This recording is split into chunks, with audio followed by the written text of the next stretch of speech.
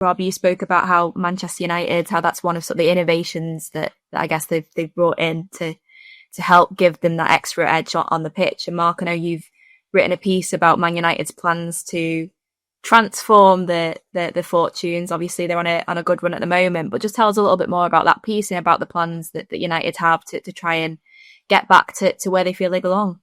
Yeah, so obviously there's been a little bit of unusual stability at Man United this past month, and I say that half jokingly, but for the first time in maybe 18 months since Ineos took over, it feels like a sense of calm and direction has come back to United. They've had the managerial changes, players have come and gone, but all sorts of issues with ownership. But there's a belief now that it's beginning to steady, and the summer recruitment of Cunha, of Mbeumo, of Sesko and Lamens has actually brought that stability forward a bit. So the next stop on the trajectory back to where they want to be is to strengthen the midfield. They know they need to make the midfield better. They've got issues there because obviously Casemiro has been fantastic this season, but he's 34 in February.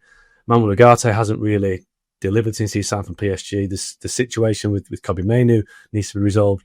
So United's view is that they need to sign 2 new midfielders, and that'll be in the summer. There won't be any deals done in January. I think Rob has already written that. I think, to be fair to Rob as well, he's written that they're trying to do a deal with Casemiro in the summer to extend his contract, but as Rob explained, that'll be on a much reduced terms. And what I've been told is that United think they can clear £1 million a week off the wage bill next summer. Jadon Sancho will go, end of his contract. Marcus Rashford will probably go either to Barcelona to complete a permanent move, or somebody else will pick him up because he's done quite well in La Liga. You've got Casemiro's wages will come off the wage bill, and Harry Maguire as well. Now, Maguire and Casemiro may stay, but overall, United's savings will amount to about £1 million a week, which £50 million a year. So United are looking at a variety of midfielders. Carlos Baleba at Brighton were aware of. They certainly looked at him in the summer before being frightened off by Brighton's valuation. Adam Wharton at Palace. Elliot Anderson at Nottingham Forest. Obviously, he's had a great season with Forest and with England. And then you get Angelo still at VfB Stuttgart. So there's the young options there, all affordable in terms of their wages and fees. So that's why United are prepared to be patient and make the deals next summer rather than panic in January. We can say right now that United won't sign anyone in January that's of any significance. They obviously need to address that midfield area. I think that the piece that you've written quite well illustrates the issue and the situation United are in at the moment. Obviously, they need to make sure the business is profitable. Everyone will know about their money issues.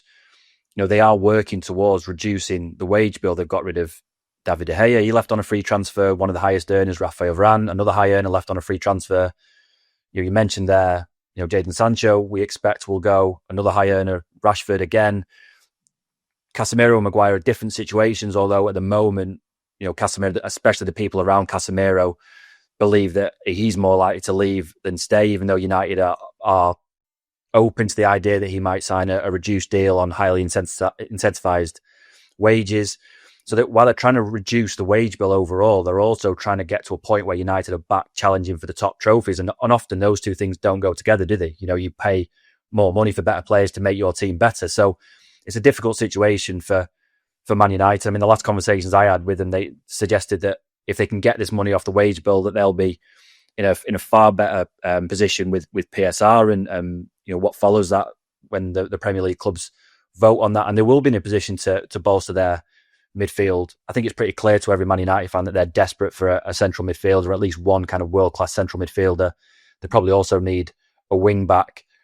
I think, again, though, it just shows that this whole process is going to take time. And it's probably one of the reasons why United have to stick with Ruben Amorim, because you can't be long-term in your vision for the squad, but short-term in your vision for the management. And you have to be aligned in both of those situations.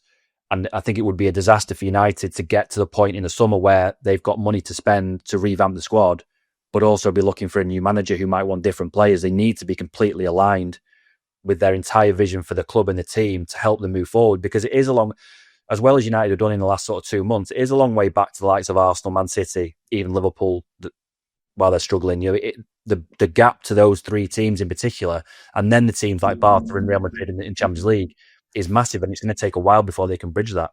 It does take time, and I think I was kind of encouraged by the fact that I was told that United turned down the chance to sign Romeo Lavia from Chelsea in the summer. So Chelsea wanted to offer him as part of the deal to sign Alejandro Garnacho, and United's viewpoint was that as good a player as Romeo Lavia is, his injury situation is too much of a risk. Now, Jason Wilcox had Lavia at Man City as a kid coming through the academy, took him to Southampton during his year as director of football there, so he knows him well.